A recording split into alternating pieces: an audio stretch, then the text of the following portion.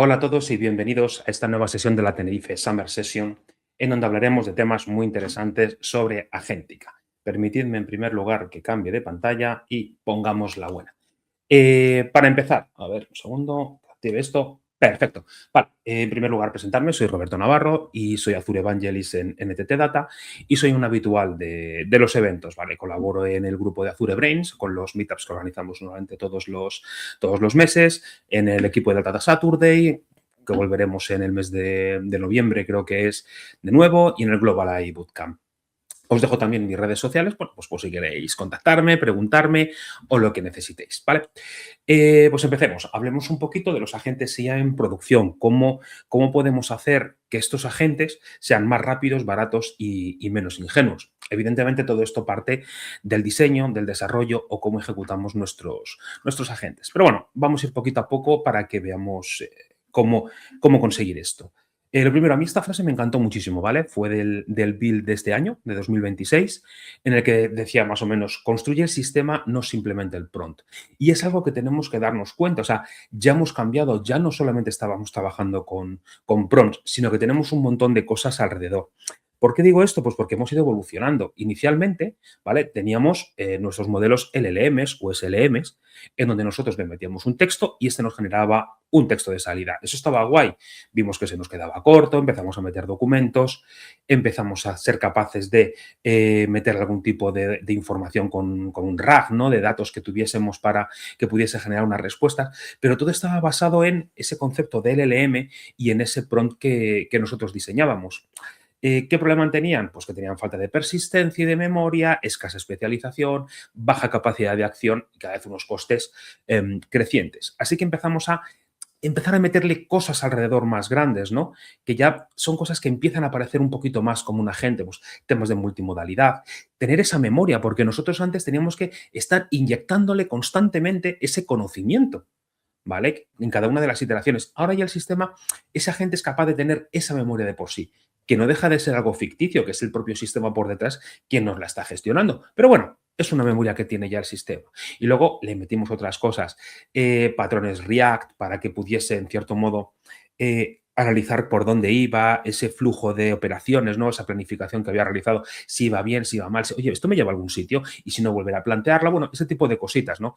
Distintos tipos de memoria, bases de datos semánticas, bueno, una serie de cosas que metimos alrededor que ya nos llevan al concepto de un agente, ¿vale? Que añadimos herramientas, memoria, esa capacidad de decisión y ya, bueno, ya no es solo un modelo, sino que empieza a comportarse pues como un agente. Entonces, estos agentes, ¿cómo funcionan? ¿Vale? Porque el otro día en una sesión me preguntaban, vale, pero ¿cómo funciona un agente? Y dije yo, ostras, sí es verdad que muchas veces necesitas llegar a ese punto inicial o llegar a ese punto o explicar un poco a la gente este tipo de cosas, porque yo creo que son muy interesantes, ¿no? Y hay veces que la gente dices tú, ostras, es necesario contarlo. Entonces, normalmente los sistemas reciben una petición o un evento externo, ¿vale? Puede ser un evento de un sistema, un mensaje de un usuario, el mensaje de un agente, y lo que hace es que con esta información construye un contexto, ¿vale? Que él necesita para poder actuar. Coge información, puede coger datos históricos, bueno, luego iremos viendo un poquito toda esta parte. Razona y genera un plan de acción, ¿vale? Pues tengo que ir haciendo todos estos pasos y con ello ejecuta iterativamente ese plan de acción. Decíamos ese patrón React, es capaz de esta planificación ir viéndola ahí si esto me lleva a algún sitio o no. Y por fin, cuando llega al final de esa planificación que tiene hecha y ve que todo es correcto, que tiene sentido, es cuando ya devuelve una respuesta, ¿vale? Pues una respuesta, puede ser que haya completado una tarea con los resultados, lo que sea. Pero ese es el patrón básico que tenemos en un agente. Recibimos una entrada, contexto, generamos una planificación, la ejecutamos y devolvemos la salida. Si entramos un poquito más, ¿vale? En ese concepto de agente y todo lo que tenemos alrededor, ¿vale? Que es un poco de lo que vamos a hablar en esta sesión, lo primero es este cerebro, ¿vale? Este concepto de inteligencia que inyectamos en el agente. Esto de agentes no es algo nuevo, o sea, yo me acuerdo que hace muchísimos años yo ya trabajaba en programación orientada a agentes. Lo que pasa es que no teníamos esa capacidad de iba a decir raciocinio o razonamiento, pero no es así, porque esos modelos son probabilísticos y nunca debemos olvidarlos. Ni entienden ni razonan. Son modelos que generan un token con sentido detrás de otro y puede que a veces alucinen, que generen errores y por eso montamos muchas de las cosas que tenemos alrededor. Pero es importante que no olvidemos esto. A la hora de trabajar con estos LLMs o darles este cerebro, ¿no? A los agentes, tenemos que tener en cuenta cosas como tipología de modelos, cómo ejecutar estos modelos, ¿no? Para tenerlos en producción y para que funcionen de la forma, de la mejor forma posible, ¿no? O darnos los mejores resultados, o incluso cómo mejorar estos modelos. Entonces, este cerebro, ¿vale? Como hemos visto, existen distintos tipos. Podemos tener desde cerebros o desde modelos más pequeños hasta cerebros o modelos mucho más complejos, como son los Large Language Models o LLMs. ¿Cuál elegimos en este caso? Pues depende. Como todo en esta vida, depende. Porque tendremos que tener en cuenta temas de calidad, latencia, coste, privacidad. ¿Vale? Los modelos más pequeños serán buenos para poder ejecutar en local, van a ser más rápidos, van a tener un menor coste porque tienen menos billones de parámetros. Sin embargo, las capacidades de respuesta que nos van a dar, a lo mejor no son todas lo buenas que nosotros queremos, pero a lo mejor para sacar resúmenes o para estructurar una salida en un formato adecuado, pues lo mismo nos puede venir muy bien. Y dejamos a lo mejor esos modelos más grandes para cuando necesitamos dar una respuesta más elaborada. Tipo, oye, empezamos a coger, oye, cojo información de un RAG, de una base de datos vectorial, cojo a lo mejor algo de grafos, cojo la memoria, cojo un montón de insights, se los paso a la gente y entonces necesita un LLM grande para poder manejar toda esa información. Entonces, hay que tener en cuenta esto, ¿vale? Que no hay un modelo único para todo. Otro punto importante a la hora de ejecutar estos agentes, como hemos dicho, están basados en estos modelos LLM y tenemos que ver cómo ejecutamos esos modelos. Aquí, desde un punto de vista genérico, existen distintas formas de poder ejecutarlos dentro de Azure. El primero, en batch, ¿vale? Este para un agente evidentemente no aplica, ¿vale? Porque aquí nosotros esperamos una cierta interacción a una velocidad normal con ese agente. Un batch puede ser, oye, que terminamos la tarea en N horas. Es decir, esto solamente vale para un proceso o algo que utilice este LLM por detrás. Pero bueno, para que tengáis ahí, que sabéis que tengáis y que conozcáis que existe esa opción, ¿vale? De hacer ejecuciones por un coste muchísimo más bajo. Luego ya entramos en la parte del tiempo real, ¿no? Entendiendo un poco que tenemos distintos niveles de tiempo real. Tenemos el primero, el pay as you go. Es decir, nosotros estamos utilizando una capacidad compartida con otra gente y puede que a veces eso nos lleve a que tengamos una latencia superior a la que nos gustaría. Porque entonces buscamos a lo mejor tener una respuesta más rápida por parte de la gente. Entonces podríamos tener las que son las priority. Es decir, seguimos en un formato de pay as you go, pero en este caso estamos yendo por el camino rápido. ¿Vale? Y luego ya tenemos la opción de las PTUs, ¿vale? Las Provisional Throughput Units, en donde estamos reservando una capacidad de cómputo para nosotros. Entonces, bueno, dependiendo de lo que necesitemos, tenemos que utilizar. Yo esto lo explico un poco siempre como en el parque de atracciones, ¿vale? Cuando vas a la Warner o cuando vas al parque de atracciones, a donde sea, ¿vale? Tú puedes llegar y comprar tu entrada con el Pay As You Go. Dependiendo de la cantidad de gente que haya, pues irás más rápido o más despacio.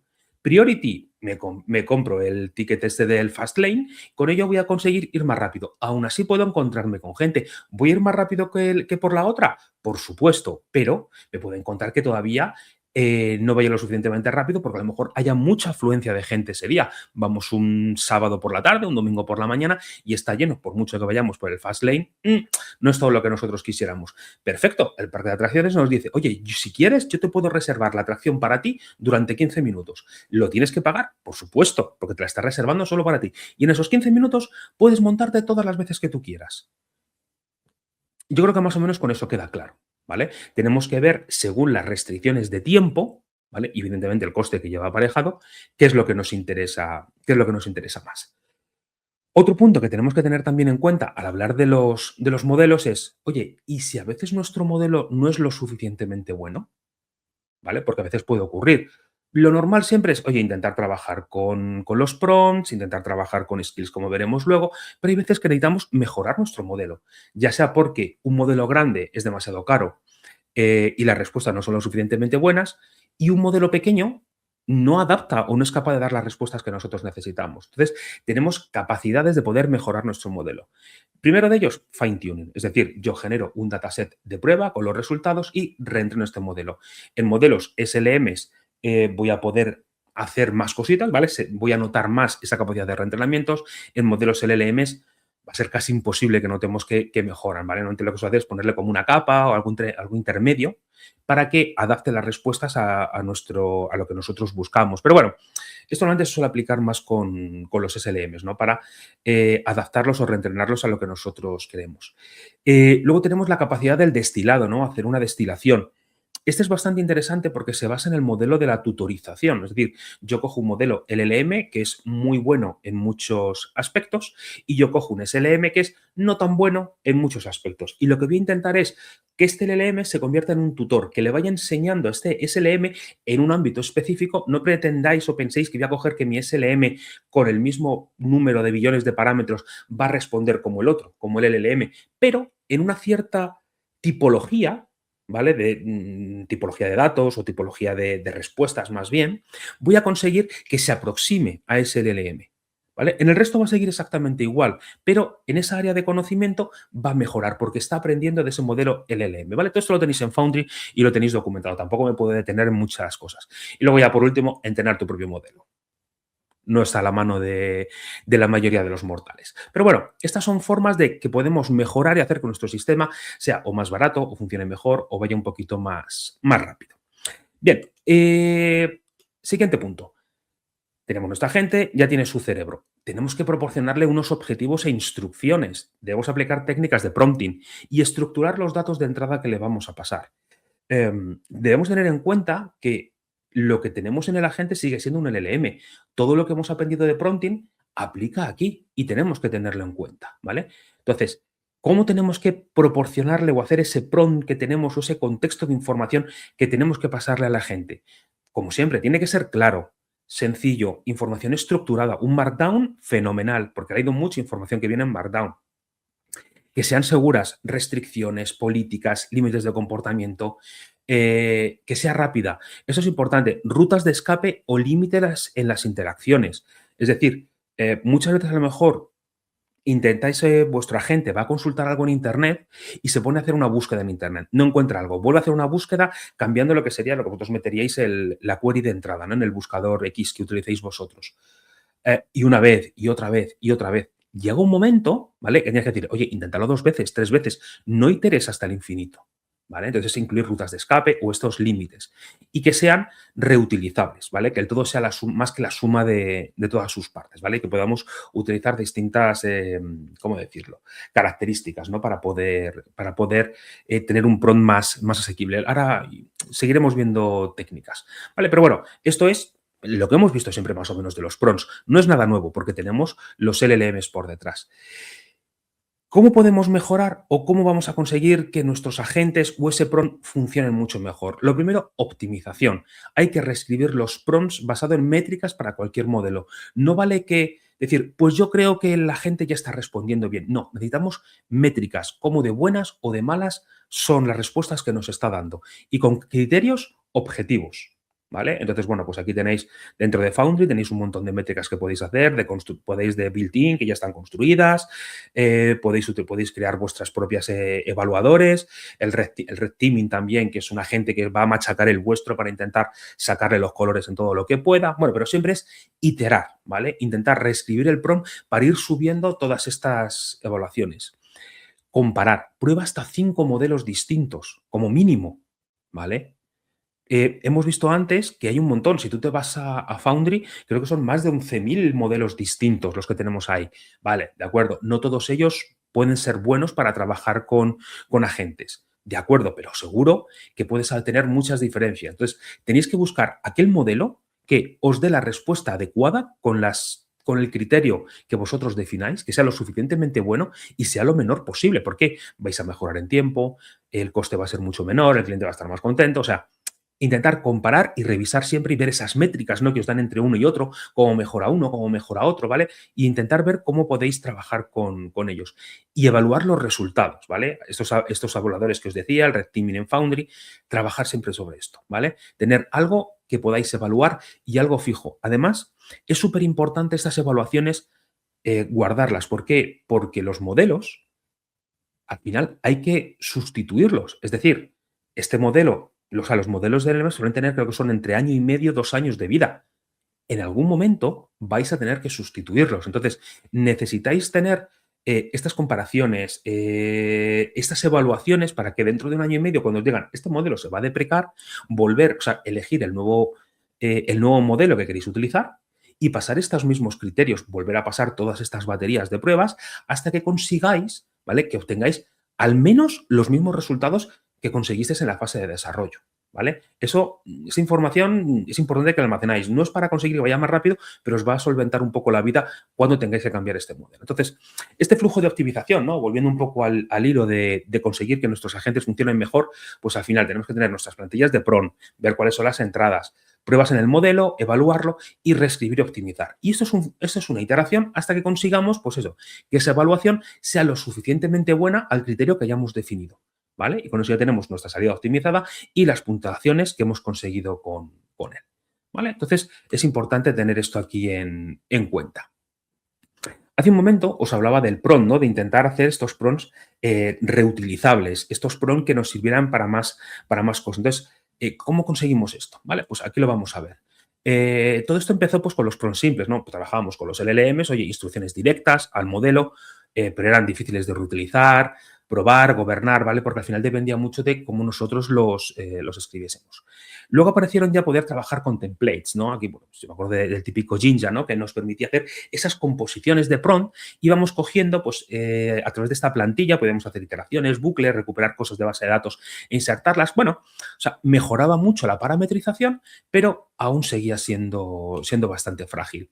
Luego llegamos a set gobernados, ¿no? Prompt gobernados que lo tuviésemos, por ejemplo, en MCP tenemos la capacidad de hacer prompting, otras herramientas de esta caché de prompts, ¿no?, donde podemos tirar de ellos para hacer prompts que están correctos, están bien configurados, para poder utilizarlos y no tener que escribirlos cada vez. Pero aportan control, pero aún no están centrados en el texto.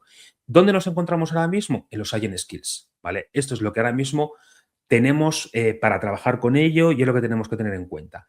Esto, al final, convertimos esta unidad, ¿vale?, en una unidad de comportamiento productiva, en donde el propio agente decide cuáles son los skills que tiene que utilizar. Como veíamos antes, un agente era capaz de hacer una planificación de lo que tenía que hacer. De la misma forma, él va a ver cuáles son las skills que tiene y va a coger aquellas que le sean necesarias. No todas, como teníamos en Jinja, que era algo fijo, la plantilla se ejecutaba y nos daba el prompt. Aquí es el propio agente, según lo que le estemos diciendo, el que va a elegir los skills. Para eso que tiene que tener un objetivo, eso es lo que va a utilizar, ¿vale? Ese nombre y esa descripción genérica, ese objetivo es la que va a utilizar para decidir si lo necesita o no para esta tarea. Y luego que tenemos instrucciones, cómo debe razonar al responder, el contexto que datos necesita, qué memoria se puede necesitar, cuáles son las herramientas, reglas, límites. Es decir, muchas de esas cosas que teníamos en ese prompt fijo, ejemplos, el formato de salida, todo esto que teníamos anteriormente, ahora está encapsulado dentro de ese skill.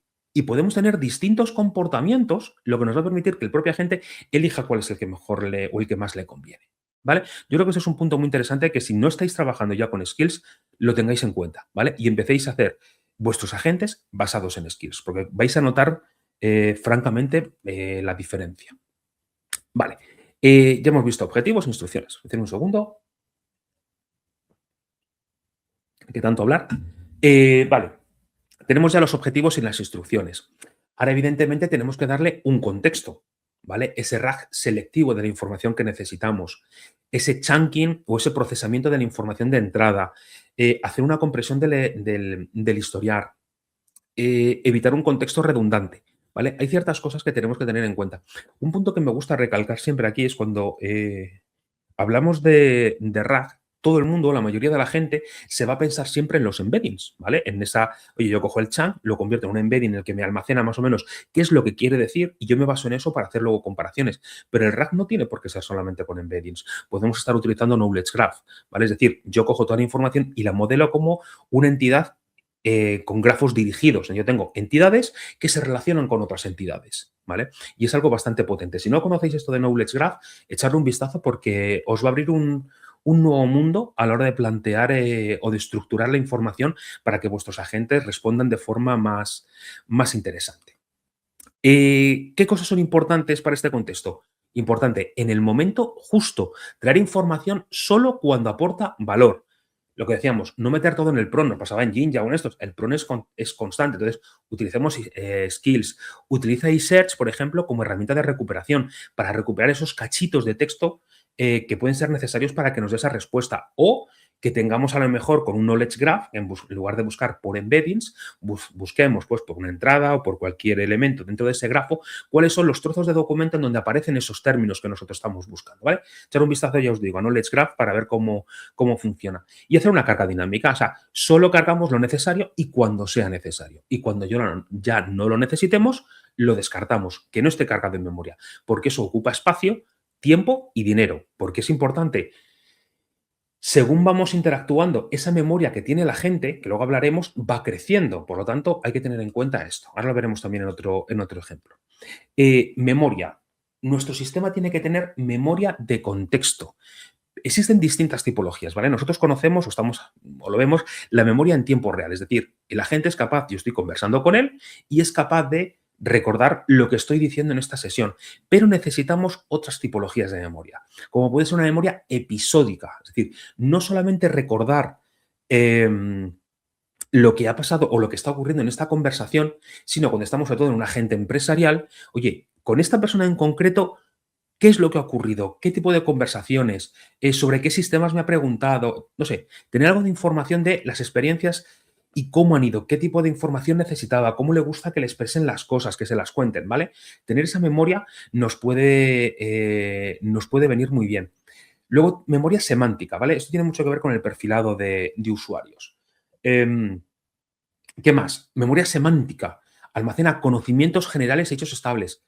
¿Cómo llamamos las cosas en mi empresa? ¿Qué significan las cosas? Cuando el usuario me da una información o me pregunta algo, ¿qué significa? O en mi documento, ¿qué es lo que significan cada uno de los términos? ¿Vale? Es como esa capa semántica, ¿no?, que tenemos en los dashboard, etcétera, en el que decir, oye, ¿cómo llamamos a las cosas o qué es lo que significan las cosas? ¿Vale?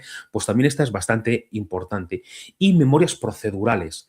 Sobre todo en entornos empresariales es muy importante porque conserva procedimientos o patrones aprendidos. Entonces, ¿qué puede ser, por ejemplo? Oye, para dar de alta, estamos metiéndonos en la parte de herramientas, ¿no? Pero si yo necesito dar de alta en un sistema un usuario o necesito pasar ciertos datos, a lo mejor yo tengo que hacer una serie de pasos previos para poder hacerlo. Entonces, es importante que mi agente conozca de primeras cuáles son los pasos que se tienen que hacer. Y esa es la memoria procedural. Él va a decir, oye, necesito esto, va a ver si hay algo relacionado sobre eso en esa memoria procedural. Y dice, sí, mira, para poder dar de alta a un usuario en el sistema tal, tienes que seguir estos 4 pasos. Perfecto, ya lo tiene. Y ya puede, esa planificación que haga va a ser mucho mejor. Entonces, tenemos distintas tipologías de memoria. Esto es súper importante, decíamos, para dar la información justa cuando la necesite y no tener algo masivo, ¿vale? Que eso al final pues, son más costes.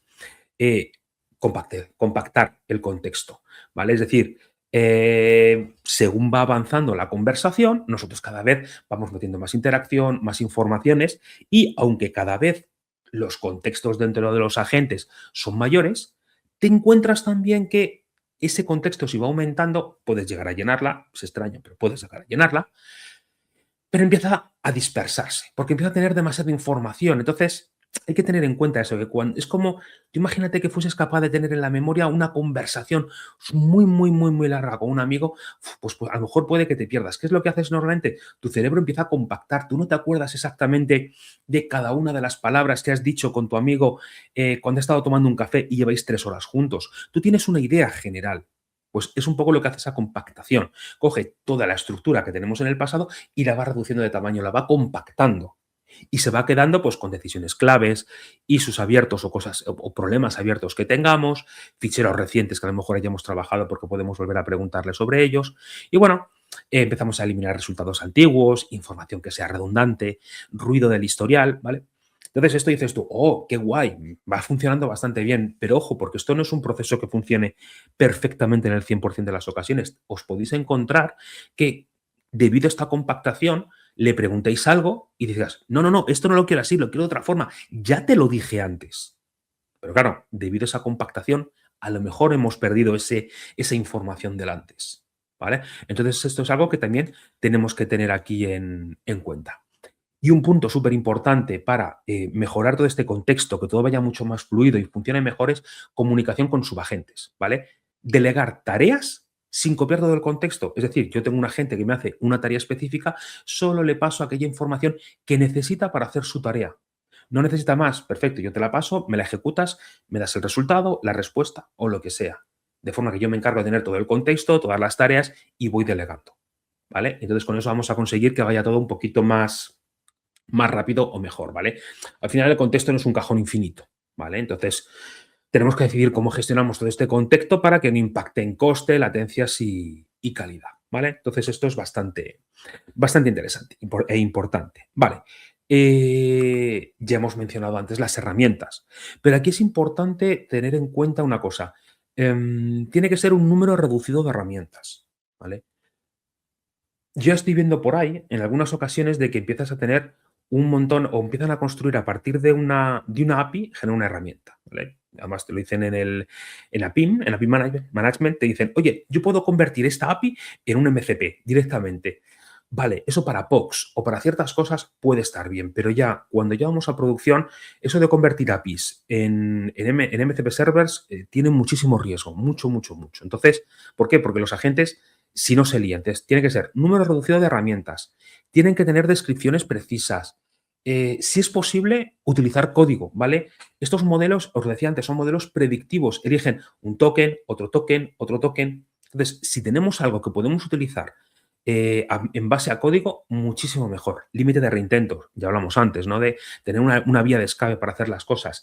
Timeout, por si esa herramienta no funciona. Y fallbacks, es decir, si esta herramienta no funciona, tener alternativa para ir a otra, porque a lo mejor podemos tener varias herramientas que pueden solventar o pueden hacer alguna cosa. Bueno, pues tener esa capacidad, ¿no? De poder hacer ese cambio. Aquí es importante el tema de entender lo de las herramientas, porque cuando tú das a tu agente un conjunto de herramientas, ese listado de herramientas, esa descripción, va siempre en el prompt. Es decir, no es decir que se consulta, coge los datos y ya está. No, en el prompt va listado todas las herramientas con la descripción de lo que puede hacer. Si yo le paso muchas, esos son tokens que está metiendo ahí. Al final, si son tokens, es latencia, tiempo, es coste, ¿vale? Al final del todo que tenemos aquí. Entonces, si yo tengo mi agente, ¿vale? Yo puedo tener un montón de herramientas, ¿vale? Y yo puedo pasarle todas estas herramientas. Tenemos el nombre y la descripción, ¿no? O qué es lo que nos permite hacer. Y siempre digo que estas descripciones tienen que ser claras, concisas, no ambiguas y no solapadas. Y la gente dice, ¿cómo que no solapadas? ¿Vale? Porque hay gente que se queda diciendo, no entiendo qué es lo que quieres decir con eso de no solapadas. Vale, pues mirámoslo desde este punto de vista. Imaginaros, ¿vale? Concepto de embedding, muy rápido para aquellos que no lo conozcan.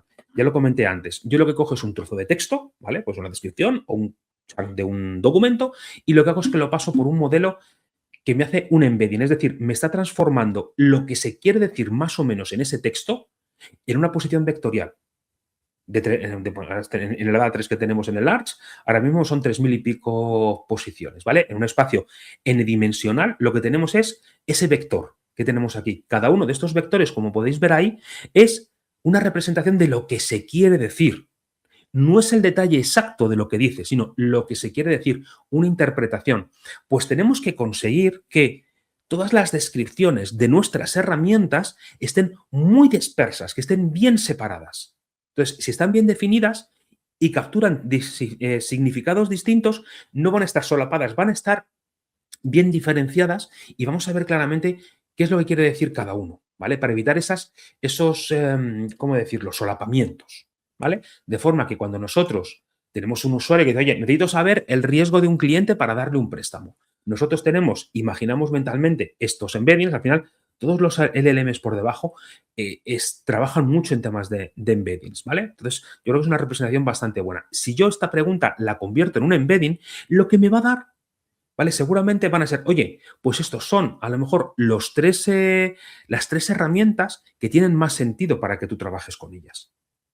¿Vale? Entonces, esto nos va a permitir que el sistema pues, sea mucho más fácil o pueda localizar esas herramientas que más le convienen, ¿no? Para que luego, pues, ese modelo LLM pueda decir, ah, mira, pues esto es lo que tiene sentido u otro sentido. O simplemente decir, oye, pues pum, cojo la herramienta más cercana a lo que necesito. A ver, luego se pueden aplicar otros algoritmos, BM25, pero bueno, esto simplemente quiero que lo veáis como una representación. Por eso digo que las descripciones no tienen que estar solapadas, porque si yo tengo dos herramientas que pueden hacerlo no lo mismo, pero muy parecido, o las descripciones son muy parecidas, vamos a tener un problema y es que la gente no va a saber bien por cuál tirar. Y en unas ocasiones tira por uno y en otras ocasiones puede tirar por otro, porque son procesos estocásticos, son aleatorios. Entonces tenemos que intentar reducir al mínimo esas opciones de aleatoriedad, ¿no? que intrínsecamente tienen estos modelos LLMs.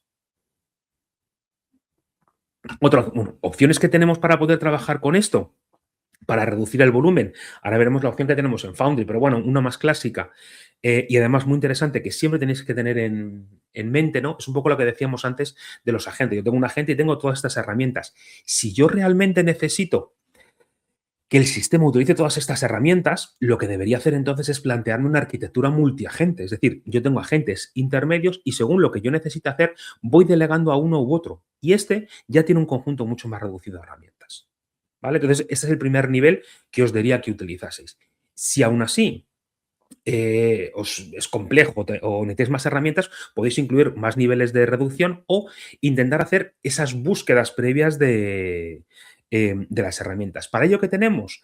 Dentro de Foundry, ¿vale? Que todavía no ha salido, ¿vale? No está en GA, pero tenemos el Toolbox, ¿vale? ¿Esto qué es? Es como un repositorio, es como un gateway en donde nosotros vamos a poder introducir nuestras herramientas, ¿vale? Vamos a poder curarlas, van a poder reutilizarse por distintos agentes, están en un único punto, ¿vale? Por lo tanto, todos nuestros agentes van a poder acceder a ellas desde un punto centralizado, ¿vale? Y es un endpoint único con el formato de MCP. Entonces, podemos tener distintos tipos de herramientas, búsqueda web, de archivos, Azure Search, código, es decir, un montón. Podemos consumirlas desde agentes, desde Microsoft Agent Framework, agentes personalizados, es decir, tenemos un montón de información y por abajo lo tenemos todo gobernado, ¿vale? Y con una plataforma. Entonces, es bastante interesante. Echadle un vistazo a Foundry Toolbox, ¿vale? Porque os va a resultar bastante interesante dentro de Foundry. Vale, vamos a ir un poquito más porque si no, luego nos quedamos sin tiempo. Siguiente punto. Los agentes. ¿Cómo podemos conseguir o cómo podemos hacer que nuestros agentes interactúen o reciban mejor ese feedback o se integren mejor con el usuario? Lo primero, normalización de preguntas. No os podéis hacer una idea la cantidad de veces que preguntas del usuario no tienen ningún sentido. Porque es muy tarde, porque no saben explicar. Nosotros hemos visto a gente que muchas veces es que me cuesta a veces seguirle a esta persona. Entonces, bueno, muchas veces el traducir esas preguntas con, oye, cojo la pregunta del usuario, un contexto de cómo tienen que hacerlo, darle cierta información, oye, eso ayuda mucho a que el sistema funcione mejor, ¿vale? O nos responda mucho mejor. Otra cosa, notificaciones al usuario. Protocolo AGUI, ¿vale? Es el más importante y más, pero bueno. Para mí al menos es el más importante, en el que nosotros les vamos a estar diciendo al usuario por dónde vamos, qué estamos haciendo. Hay veces que los agentes pueden tardar varios segundos o incluso 1 minuto, 2 minutos en completar una tarea. Por lo tanto, debemos estar dándole feedback al usuario de lo que está haciendo el agente. ¿Vale? De por dónde va para que no empiece ahí, oye, que esto no funciona y le vuelva a dar más veces o le vuelva a dar a enviar, que eso al final puede ser un problema. Entonces, bueno, tened esto en cuenta. Temas de enrutamiento de modelos. Esto es bastante interesante, lo veíamos antes en los modelos LLM, decíamos, oye, un agente tiene un modelo, ¿vale? Por detrás. ¿Pero esto siempre es lo adecuado? No. Muchas veces a lo mejor conviene enrutar estos modelos. Para ciertas preguntas o ciertos trabajos, a lo mejor no nos viene bien. Entonces, bueno, aquí que tenemos, por ejemplo, tenemos Model Router en los modelos en los que yo puedo decir a la gente, oye, en lugar de decirte un modelo, un GPT 5.5, utilizas el Model Router. Y este por detrás lo que tiene es un subconjunto de modelos que nosotros podemos configurar y lo que me va a decir es que según cuál es el modelo que a mí me interese, ¿vale? Bueno, más bien, según el modelo que mejor respuesta va a dar, según el algoritmo, y yo creo que tiene algún LLM por detrás también, que hace esa clasificación, me redirecciona a uno u otro, ¿vale? Y con eso vamos a reducir bastante nuestros costes, porque no vamos a estar siempre trabajando con GPT 5.5, sino que podemos estar utilizando un modelo mucho más pequeñito para que me diga, hola, buenos días, y él me diga, hola, buenos días, ¿en qué te puedo ayudar? No necesito un gran modelo, ¿vale? Pues entonces, bueno, con Model Router puede ser bastante interesante. Por ejemplo, en Microsoft Agent Framework, lo que pasa es que, bueno, es un poco distinto. Tú puedes inyectarle en un momento dado que utilice otro modelo. Tú cuando lo creas puedes meterle un modelo, pero en tiempo de ejecución tú puedes decir, oye, utilízame este otro modelo en lugar del primero. Pero bueno, esas son sutilezas, pero yo creo que es importante. ¿Qué más importante también? Caché de prompts para que el usuario reducir costes y mejorar velocidad, guardrails y gestión de memoria. Esto lo vemos ahora, estas tres últimas las vemos aquí ya. Después, todos los modelos de OpenAI Foundry soportan prompt caching, ¿vale? Para reducir latencia, costes, para cuando partes del prompt o ejecuciones se reparten. Entonces, están actuados automáticamente. Entonces, bueno, pues eso vamos a reducir, pues son las latencias se reducen, el coste, etcétera. Entonces, yo creo que es bastante interesante. Esto lo tenemos normalmente activado por defecto. Temas de guardrails, o sea, es súper importante todo esto. Eh, Modelos probabilísticos, que no se os olvide eso. Por lo tanto, hay que controlar cuál es la entrada, bueno, controlar qué es lo que pregunta el usuario, eso para empezar, que también hay algunos que hay que tener mucho cuidado con la información que está llegando. Puede ser usuarios o puede que hayan conseguido entrar al sistema sin deber.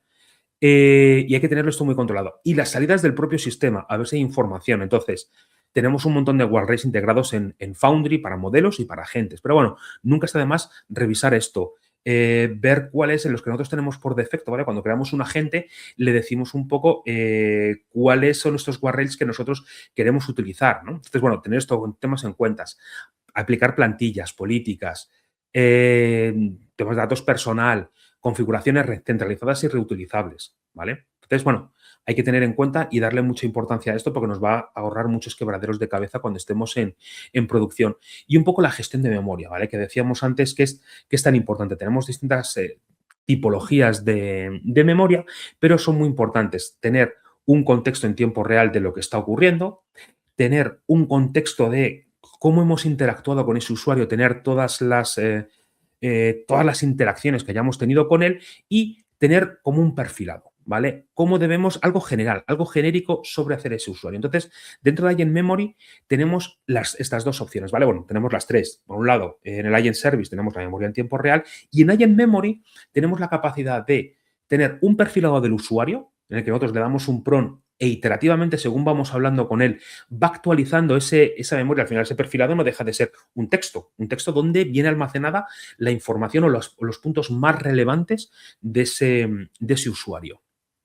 Según, bueno, pues o sea, lo que nosotros le hemos dicho, a lo mejor en ese prompt le decimos, oye, tú eres un agente de bolsa, entonces tienes que guardar toda la información sobre preferencias del usuario con temas de bolsa. Puede ser, oye, pues a mí me gusta mucho la renta fija o la renta variable, o yo no quiero trabajar con fondos que tengan que ver con ETFs de Estados Unidos porque no me fío. Bueno, pues todo eso es un perfilado que se va quedando de forma que en siguientes recomendaciones que le vayamos haciendo lo tenga en cuenta, ¿vale? Y luego tenemos esa más de largo plazo en la que nosotros vamos guardando como en embeddings esos trocitos de conversación. Y si el agente en un momento dado necesita volver a ellos, puede ir, pues como esta base de datos vectorial, según la pregunta o un resumen de lo que estamos hablando y recuperar aquellos cachos de conversación o aquellos trocitos de conversación que son relevantes para lo que estamos haciendo ahora, ¿vale? Y eso lo tenemos dentro de Agent Service. Entonces, bueno, pues con almacenamiento gestionado y cifrado y esta recuperación automática, ¿no? Aquí es súper importante, súper potente, pero tenéis que estar muy seguros de que no se comparte información,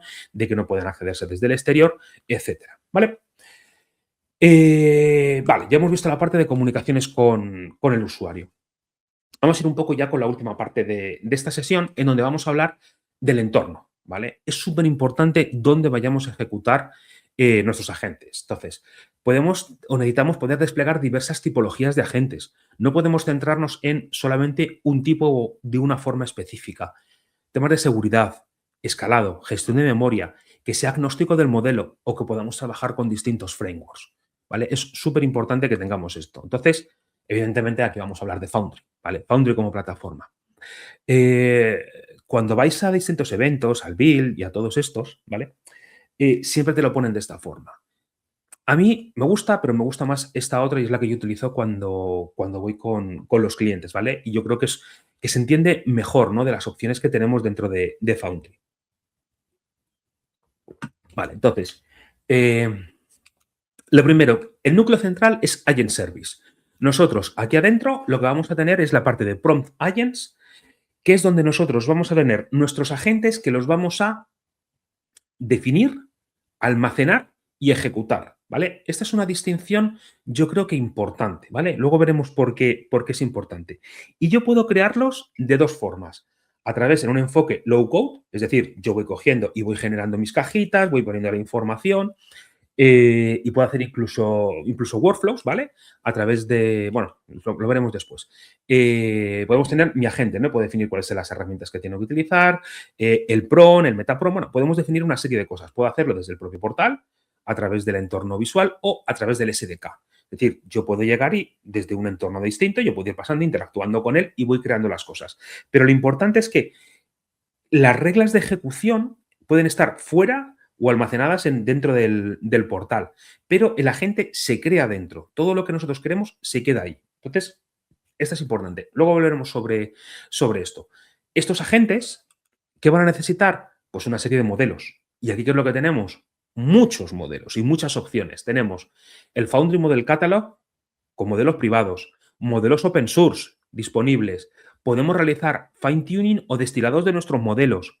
O podemos incluso trabajar con modelos custom, con nuestros propios modelos que hayamos hecho. Puede ser en local, con Foundry local, o puede ser con modelos que tengamos desplegados en la nube.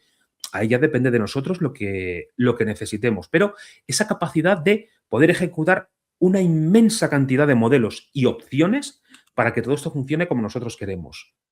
El Agent Memory, hemos estado hablando de él, ¿vale? Tener esa capacidad de ese long-term memory para tener esta información. El conocimiento, súper relevante. Foundry IQ, todas las familias IQ que tenemos, Web IQ, Word IQ, Fabric IQ, Foundry IQ, ¿vale? Muy interesante para poder tener nuestros Agent RAG por debajo de una forma mucho más rápida y sencilla. Evidentemente podemos montarlo nosotros a través del eSearch, pero bueno, si nos queremos ahorrar el tener que estar montando todos esos embeddings y estar haciendo ese procesamiento, podemos trabajar con Foundry IQ. Evidentemente, tiene un coste asociado, como todo en esta vida. Pero bueno, lo tenemos aquí. O conectarnos con Fabric Data Agents. Es decir, muchos de la gente que utiliza Foundry es porque están trabajando con tecnologías Microsoft y tienen Fabric como plataforma del dato, ¿vale? Para procesarlo, para desarrollar sus dashboards. Entonces, lo que podemos hacer es crear agentes dentro de Fabric y enlazarlos aquí de forma que ellos sean como unos RAG agents que conocen cuáles son los datos, cuáles son sus esquemas, etcétera. Y yo le pregunto, como os decía antes, o sea, entorno multiagente. Yo tengo que hacer una serie de cosas, pero el conocimiento lo tienes tú, así que a ti te pido el conocimiento. Tú me lo das y yo sigo trabajando. No necesito el agente que tengo aquí que conozca el esquema que tengo en Fabric, ¿vale? Entonces, esto es súper importante tenerlo en cuenta. ¿Qué más? Herramientas. Tenemos capacidad de hacer built-in, que ya nos vienen dadas, o podemos tener ese toolbox, podemos ser OpenAPI, conexiones A2A. A2A es agent to agent para poder pasarle información, o sea, que un agente llame a otro, no dentro de la misma plataforma, sino a través de un protocolo. Imaginemos un agente que lo tengamos en Google o en cualquier otra plataforma, ¿vale? A través de A2A se van a poder comunicar, o MCP, Model Context Protocol, que ahora mismo es el protocolo de referencia para trabajar con herramientas. Entonces, desde nuestro entorno de Foundry, podremos invocar a servidores remotos de MCP, Podemos invocar a otros sistemas empresariales o APIs que tengamos, que muchos de ellos ya van a ser publicados como servidores remotos de MCP o van a publicarlos a través de APIs, o invocando el Logic Apps. ¿Por qué? Porque muchas veces tenemos ya una lógica de procesamiento de operaciones, no de recuperar información, sino de hacer algo, abrir una petición, entrar en un sistema y hacer algo, que ya lo tenemos implementado en Logic Apps. ¿Vale? Perfecto, pues desde el MCP yo puedo invocar esos procesos automáticos para que me ejecuten lo que sea. No tiene sentido que el propio agente lo haga. Logic Apps tenemos una lógica definida, clara, que no va a dar nunca error. Estos procesos con agentes son estocásticos, probabilísticos. Puede que a veces nos den algún error.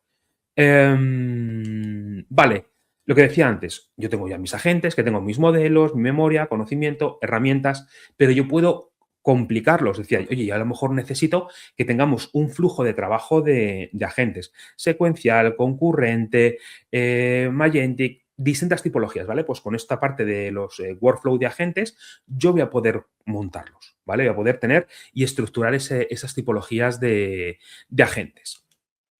¿Qué más? Esto para mí es uno de los grandes inventos que han tenido en Microsoft, la parte de Hosted Agents.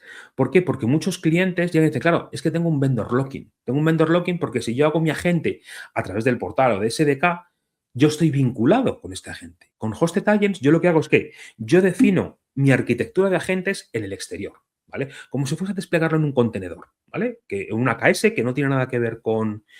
no te liga casi nada. Entonces, yo puedo hacerlo con Microsoft Agent Framework, con LangGraph, con Semantic Kernel, algún custom. Pues yo lo que voy a hacer va a ser, en lugar de coger ese contenedor, que ya lo tengo, o sea, micro VM, en lugar de desplegarla en una AKS, yo la puedo desplegar aquí adentro, dentro de Hosted Agents. Y con eso consigo que mi código está fuera, mi desarrollo, mis agentes, como yo los creo, están fuera, pero se ejecutan aquí adentro. Entonces, la ventaja es que voy a poder aprovecharme de todo lo que tengo alrededor, pero mi código está fuera. Y si yo el día de mañana decido llevármelo a una AKS o lo que sea, voy a poder hacerlo, ¿vale? Y no voy a tener estar tan vinculado, ¿no? con Foundry en este caso. Y luego, bueno, ya tenemos la parte de los AI Gateways, ¿vale? De Azure API Management, que nos va a controlar en tiempo real cómo se están comportando las interacciones de nuestra gente con los sistemas, y el Foundry Control Plane, ¿vale? Eso lo vamos a tener por debajo: observabilidad, seguridad, compliance, gestión de agentes. Es decir, es una plataforma súper completa, ¿vale? Sí es verdad que está evolucionando muy rápido, todavía tiene ciertas cosas que están en preview, todavía no están en GA, pero yo creo que poquito a poco, a lo largo del año, van a ir saliendo cosas nuevas. Entonces es importante que las vayáis analizando y las vayáis viendo para que cuando pasen a GA, oye, pues ya tengáis cierta experiencia para poder trabajar con ellas, ¿vale? Entonces ya con esto yo creo que hemos dado una visión bastante general de cuáles son los puntos que tenéis que tener en cuenta a la hora de montar vuestros agentes en todos los puntos. Temas de los LLMs, contexto, memoria, herramientas, interactuar con el usuario, plataforma, pero yo me quedaría con estas ideas, ¿vale? Construir sistemas, no solo prompts, ¿vale? Elegir el modelo adecuado para cada tarea. Gestionar el contexto, ¿vale? Pero justo, no todo, sino ir gestionando y ir dándole la información a pildoritas, según las necesite, para no sobresaturar el sistema. Darle a la gente herramientas controladas. Convertir prompts en skills reutilizables y que sean gobernadas, ¿vale? Para poder trabajar con ellas y operar con seguridad, evaluar, trazar todo lo que estamos haciendo, etcétera. Porque al final, todo eso se hace no tener el mejor prompt, ¿vale? Sino tener una buena arquitectura, ¿vale? Para que esos puedan razonar, actuar y operar, ¿vale? De una forma mucho más segura. Entonces, yo creo que estos para mí serían los puntos principales que me quedo a la hora de trabajar o diseñar un modelo de estos. Y nada más, yo por mi parte ya me despido. Espero que esta sesión os haya parecido interesante. Esto es pues un resumen, una recopilación pues, de mis experiencias, ¿no? De todo lo que he ido viendo, de lo que voy viendo en el trabajo, ¿no? En proyectos, etcétera, porque yo creo que es importante que tengamos en cuenta todas estas características, ¿no? O toda esta... un segundo, voy a cambiar aquí. ¿Vale? Para que tengamos en cuenta un poco todo esto y los agentes, pues eso, sean un poco más confiables, más rápidos, etcétera, y consigamos que todo funcione mucho mejor. Así que nada, yo me despido, os dejo de nuevo aquí mis datos de redes sociales, por si acaso queréis contactar conmigo, y nos vemos en la siguiente. Sed buenos.